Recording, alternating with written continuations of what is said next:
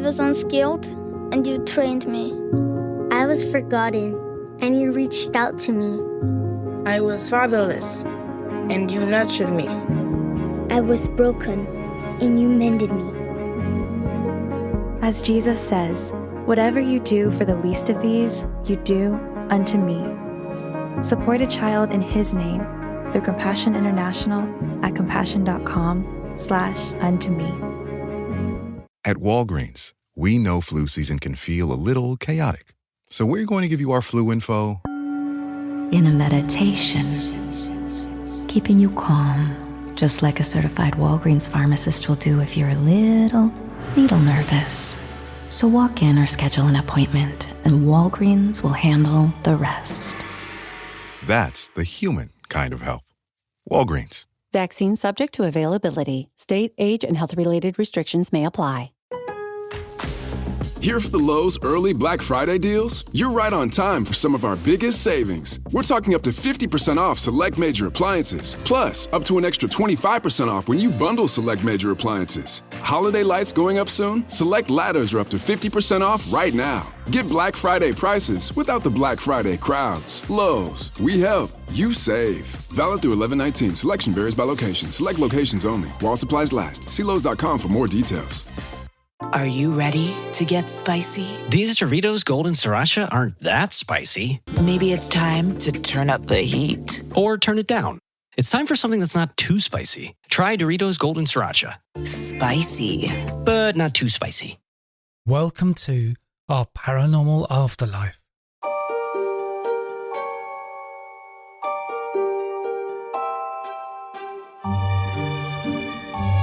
This is an extra episode of Paranormal Stories, and in this episode I'm talking about Ted Serios and his psychic photographs.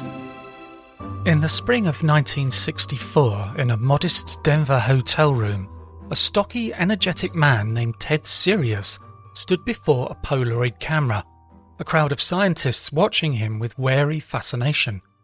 He was a bellhop by trade, a drinker by habit, and by his own insistence, the world's first modern thoughtographer, a man who could project mental images directly onto photographic film. When the camera clicked, the onlookers leaned in. The Polaroid sheet, blank and milky, slowly darkened. Then, from the haze, something began to take form. The façade of a building that none of them had seen, yet which Ted claimed to be a visualization in his mind. It was a moment both electric and unnerving. Could a human being truly impress his thoughts onto film? This was the enigma that would define the next decade of Serios's life, and challenge the boundaries between science, consciousness, and the photographic image.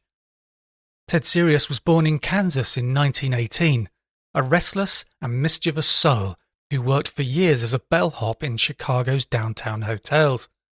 He had little formal education and no scientific training. Yet by the early 1960s, he had stumbled onto something extraordinary. Friends said it began as a party trick. Ted would hold a Polaroid camera, shout, and somehow produce strange, ghost-like images on the film. The results were inconsistent, sometimes nothing at all, sometimes bursts of light, and occasionally startlingly clear forms, as if plucked from a dream. Word spread quickly, and before long, Serios was demonstrating his abilities to parapsychologists, photographers, and journalists. Among those drawn to his claim was Dr. Jule Eisenbud, a psychiatrist and professor at the University of Colorado Medical School. Eisenbud was not a gullible man. He was a disciplined clinician, fascinated by the intersection of psychology and the paranormal. After witnessing one of Serios's performances, he felt something remarkable was happening, something that could not be dismissed as sleight of hand or hallucination. Thus began one of the most unusual scientific collaborations in modern history. Eisenbud's study of Ted Serios would last nearly a decade and produce hundreds of Polaroid photographs, some luminous and abstract, others startlingly specific. But from the start, Eisenbud knew the experiments would be meaningless unless strict precautions were observed. Serios's preferred tool was the Polaroid 95, a camera prized for its instant results and sealed mechanism.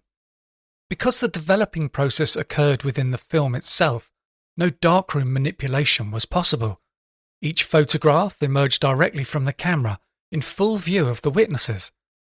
During a typical session, the procedure was elaborate and carefully recorded. The camera was inspected before and after each exposure. The film packs were kept under lock and key, numbered and initialed by the observers. Serios was often stripped of his coat, jacket, or hat pockets to ensure he carried nothing that might contain hidden images or reflections. The most debated of his tools was his small gizmo, a short tube, sometimes a rolled piece of paper, sometimes a plastic cylinder. Serios said it helped him focus his concentration, as though channeling the picture from his mind to camera. Critics suggested it might conceal a miniature transparency. To remove the doubt, Eisenbud frequently took the gizmo away entirely, substituting one of his own choosing, or having Serios perform without it. The results, remarkably, continued. Eisenbud also devised double-blind setups. At times, he had others load the film into the camera out of Serios's sight. In some cases, Serios worked from a distance, standing several feet from the camera.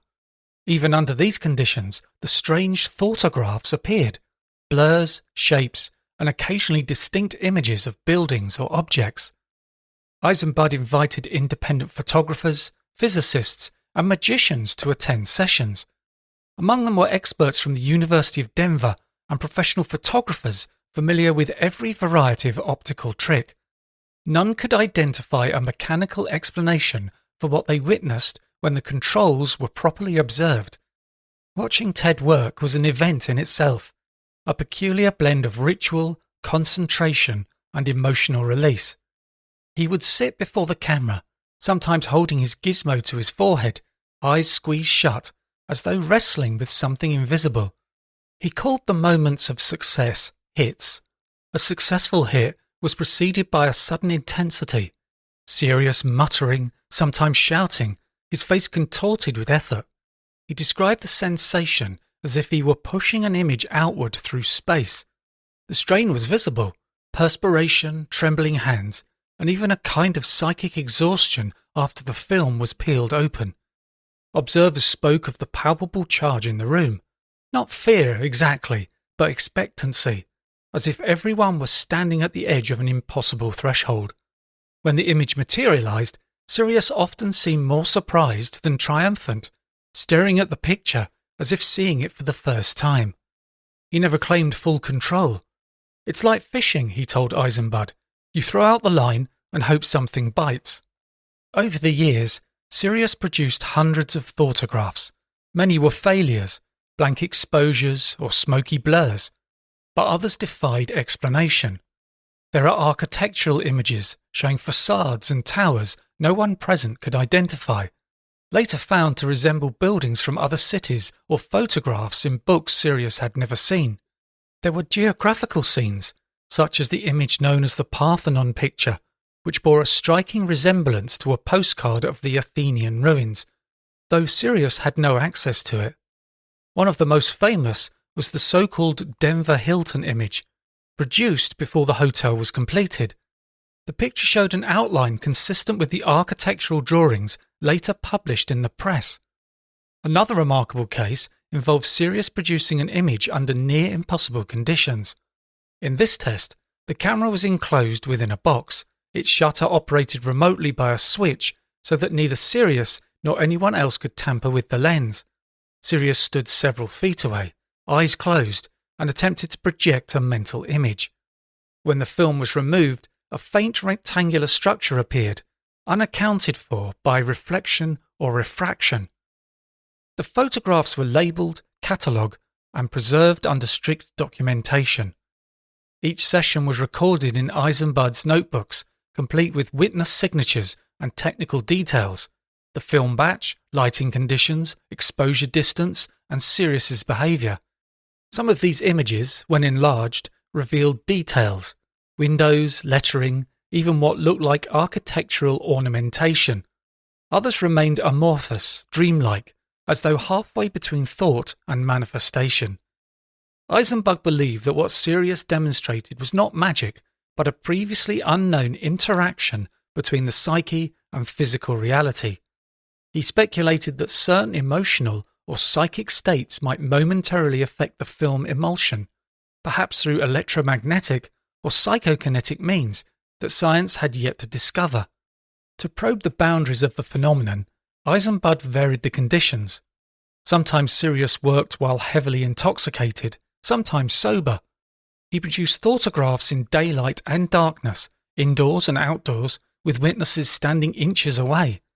The most consistent factor seemed to be his mental and emotional state, relaxed focus combined with intense desire. To Eisenbud, this pattern suggested that the effect was not trickery, but an expression of a deep psychological process, perhaps something akin to dreaming or automatic writing, but imprinted physically. He also noted that the images often reflected Serios's personality and interests: grand architecture, mechanical objects, historical monuments. They seemed to mirror a man fascinated by grandeur but trapped in a modest life, a bellhop imagining castles. Because claims of psychic photography invite suspicion, Eisenbud took extraordinary care to invite outside scrutiny. Dozens of witnesses from diverse fields, psychiatrists, physicists, engineers, photographers and journalists attended sessions between 1964 and 1967. Among them was Dr. J.B. Rhine, a founder of modern parapsychology who, though cautious, expressed admiration for the rigour of Eisenbud's methods. Members of the American Society for Psychical Research observed sessions firsthand. Some left unconvinced, but none could point to concrete evidence of trickery during the controlled tests. To guard against hidden slides or reflective materials, Eisenbud sometimes sealed Serios's hands in transparent plastic bags, leaving only his fingers free to hold the camera. In other sessions, the gizmo was examined before and after each attempt, even replaced with one provided by the observers themselves. In one famous test, the film and camera were both supplied by the Eastman Kodak Research Laboratories. Company representatives personally monitored the process, ensuring that neither film nor camera could be tampered with. Even under these watchful conditions, images still appeared, faint but undeniably present. Eisenbud later wrote, "Each control that should have stopped the phenomenon only seemed to make it more astonishing." To modern eyes, the thougtographs possess a haunting beauty. Many resemble dream imagery, partial forms, blurs of light, fragments of buildings emerging from darkness. Some are abstract compositions of tone and shadow, suggesting motion or transformation. Experts who examined the photographs under magnification found no evidence of double exposure, retouching, or the presence of foreign images on the film surface. The patterns did not correspond to fingerprints, scratches, or chemical contamination. In one particularly convincing sequence, Serios was asked to think of something circular. The resulting Polaroid displayed a luminous ring, slightly off-center, consistent with no optical artifact known to the technicians. Eisenbud concluded that the images were not illusions or reflections, but genuine photographic impressions produced through an unknown mechanism. He considered the possibility that Serios's concentration might emit subtle electromagnetic fields capable of influencing the developing emulsion. Although no definitive theory emerged, the empirical record was extensive. Over the course of hundreds of sessions, more than 400 photographs were produced under supervision, with at least a quarter classified as positive results. Despite the public fascination, Serios himself seemed ambivalent about his gift. He often complained that the process left him exhausted or disorientated, as though he had emptied part of himself into each photograph. He also struggled with the pressure of expectation. When the images failed to appear, as they often did, he grew irritable, frustrated, even despondent. "You can't force it," he would mutter. "It comes when it wants." Eisenbud treated Serios not as a performer, but as a research subject, and in some ways a patient. Their relationship blended scientific curiosity with compassion. The Doctor saw in Ted's chaotic energy a window into the untapped capacities of the human mind. Eisenbud's 1967 book, The World of Ted Serios, was both documentation and defense. Hundreds of pages of notes, photographs, and witness statements. "I make no claim to know how Ted does what he does," he wrote.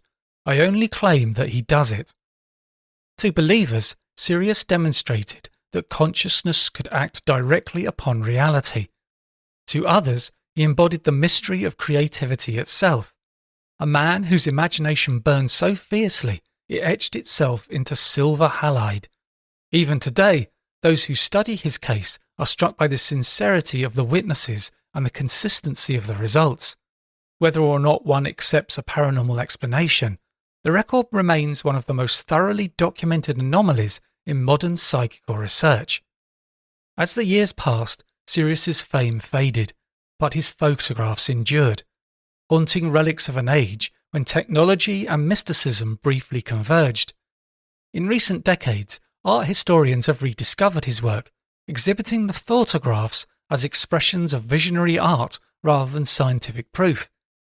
Their appeal lies partly in their ambiguity. Each image seems suspended between fact and imagination, between the camera and the dream. In their soft gradients and spectral forms, one senses the pulse of the man who made them, impulsive, driven, yearning to be seen. Today I was talking about Ted Serios and his psychic photographs. My book, titled Verified Near-Death Experiences, is out now on Amazon, and you can get it on paperback, audiobook, or on Kindle. And a great way to support the podcast is to sign up on Patreon. Just go to patreon.com/Our Paranormal Afterlife, or click the button on my homepage at pastliveshypnosis.co.uk. And if you enjoy the podcast, please leave a review and be sure to subscribe on Apple Podcasts, Spotify, or via your favourite podcast app to make sure that you don't miss out on any episodes. And thanks for listening.